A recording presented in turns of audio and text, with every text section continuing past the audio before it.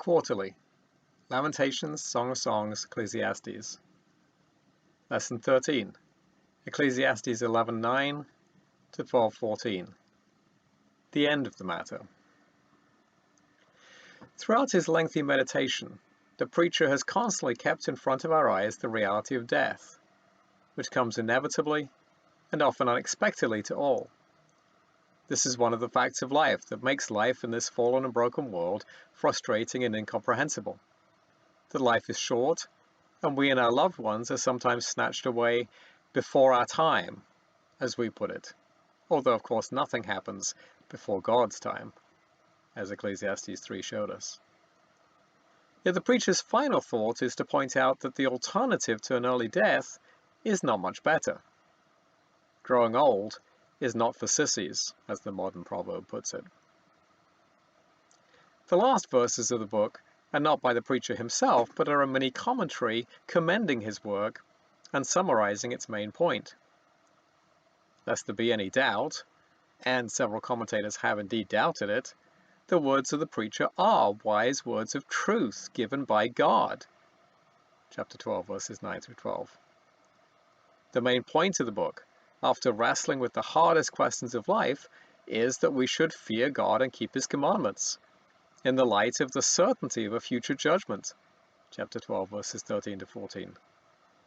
This conclusion, together with the inclusion of the book in the canon of Scripture, guides us as to how we should understand the preacher's questions.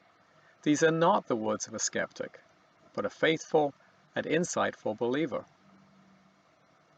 At the end of chapter 11, the preacher turns specifically to address young people, urging them not to waste their youth, but to enjoy its special delights. Chapter 11, verse 9. That enjoyment of youth is not automatic. Many do not remember this time as the happiest days of their lives. Throughout the book, the preacher has urged paying consistent attention to the little pleasures God gives us in the moment, rather than missing them because we're in a hurry to get on to the next part of life. Most of us will never again have as much free time to devote to do whatever we want to do as when we are young. Yet we often find ourselves wasting that time, even killing it, instead of using it. Negatively, the preacher urges young people to remove vexation from your heart and put away pain from your body. Ecclesiastes 11:10. By that, he doesn't mean that young people should avoid everything hard and live undisciplined lives. But youth is vanity, that is, short-lived and incomprehensible, and we can easily stress ourselves out worrying about a future that may not turn out the way we fear. Much of that stress and fear comes from thinking that we control our lives and destinies. We don't. God is our creator, chapter 12, verse 1, and He is our ultimate judge, chapter 11, verse 9, and far from that reality causing us to live in fear and trepidation, it ought to give us the freedom to enjoy the good gifts that God gives us. Walking in the ways of your heart and of the sight of your eyes could lead to trouble, but it need not, if we remember that the God who is our judge has written eternity on our hearts. Then our hearts can guide us to enjoy the pleasures that come from living consciously in the presence of God. Likewise, remembering God as our Creator should not lead us to a life of sober self-denial. Rather, it means remembering that all the legitimate pleasures of this world, eating, drinking, celebrating, marriage and family, they are all designed by God and are to be received from Him as a gift. As Paul tells the Philippians, whatever is true, whatever is honorable, whatever is just, whatever is pure, whatever is lovely, whatever is commendable, if there is any excellence, if there is anything worthy of praise, think about these things. Philippians 4:8. One powerful reason for enjoying the pleasures of youth is that they're transitory, and we will soon grow old. When that happens, many simple pleasures become difficult for us to enjoy. Old age brings many challenges, a harsh reality that's barely disguised by the beautiful poetry that the preacher uses to communicate it. He compares growing old to experiencing a powerful storm in which the sky darkens and the clouds roll in, Ecclesiastes 12:2. Having described life on earth as under the sun, the preacher reminds us that the sun eventually sets on all of us, leaving us in the dark. And this is no ordinary darkness. The preacher uses the language of apocalyptic to communicate a fearful reality, that as we approach death, even though the whole world may not be coming to an end, our personal one is. Like an empty and abandoned house, our bodies start to fall apart, losing our sight, hearing, taste, strength, ability to chew, and sexual desires. Chapter 12, verses 3 through 5. Unlike children, who skip and dance through life, the elderly fumble along, fearful of losing their balance and falling. And then we die. The silver cord is snapped, the golden bowl is broken, the pitcher is shattered at the fountain, the wheel broken at the cistern. Ecclesiastes 12:6. A human life, which once was precious, beautiful, and useful, is destroyed beyond repair. A body returns to the dust of the earth, while the spirit returns to God. Verse 7.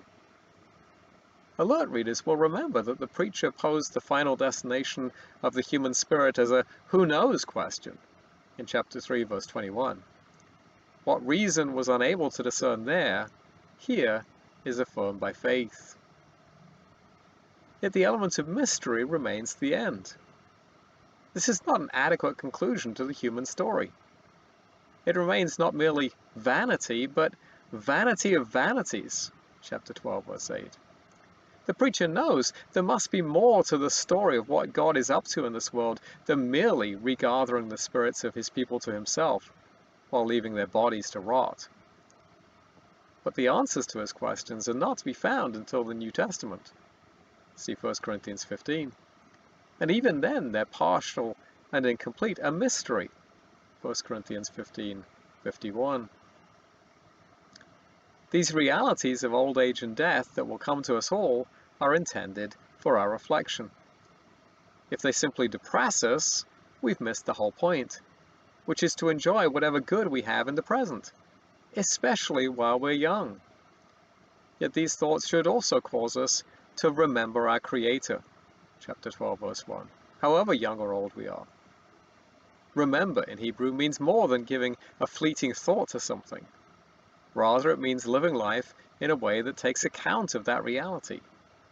There is a God who made us for himself, and any life that fails to acknowledge that fact is fundamentally deceived. Vanity of vanities may be the last words of the preacher, but they're not the last words of the book. Nor is this epilogue contradictory to the words of the preacher, as some commentators have thought. The preacher has already emphasized the importance of fearing God, for example in Ecclesiastes 5:7, of obeying God's commands in 8:5, and reckoning with the certainty of divine judgment in 11:9. So it's no surprise to find these threads gathered together in the epilogue. The epilogue opens with the affirmation of the preacher's character and his mission. He was wise and taught the people knowledge and truth with words that were skillfully chosen. Chapter 12, verses 9 to 10. His method of teaching was, as we've seen, rather like a cattle herder who steers his reluctant charges with a sharpened stick to make them pass through some difficult but necessary places. And yet his words were given by the Good Shepherd, the Lord himself. Chapter 12, verse 11. Compare Psalm 23:1. The shepherd leads his flock more gently than the cattle herder, but they're both headed in the same direction. The preacher's words are commended to the student, who is addressed as "my son," Ecclesiastes 12:12, just as was the case repeatedly in the book of Proverbs. There are plenty of other books that wrestle with the nature of being and life. It is, after all, a foundational question of all philosophy, but between them they add nothing significant to the preacher's message. They're more likely to wear the student out than to inform and to deepen his thinking. The bottom line is where the epilogue closes. Fear God and keep his commandments. for this is the whole duty of Adam, human beings. Ecclesiastes 12:13. The first Adam's failure and sin is what pitched creation into its present frustrated state. Romans 8:20-21. But the coming of the second Adam, Jesus Christ, is what gives us hope of new creation. 2 Corinthians 5:17. In the meantime, as we watch and wait for the coming in fullness of this new creation, our calling is to fear the God who has loved us in Jesus Christ, and to seek to conform our lives to his likeness, knowing that in him our labors will not be in vain. 1 Corinthians 15:58. Application questions. If you could write a letter to your teenage self from your present vantage point, what do you wish you could say to yourself? 2. The preacher is relentlessly honest about how hard it is to grow old. What concerns you most about the aging process? Are there any blessings and consolations that come with growing older? 3. What has the preacher prodded you to think about more clearly in the course of these lessons? What questions has he left you with? 4. How is the preacher's message like and unlike that of the New Testament?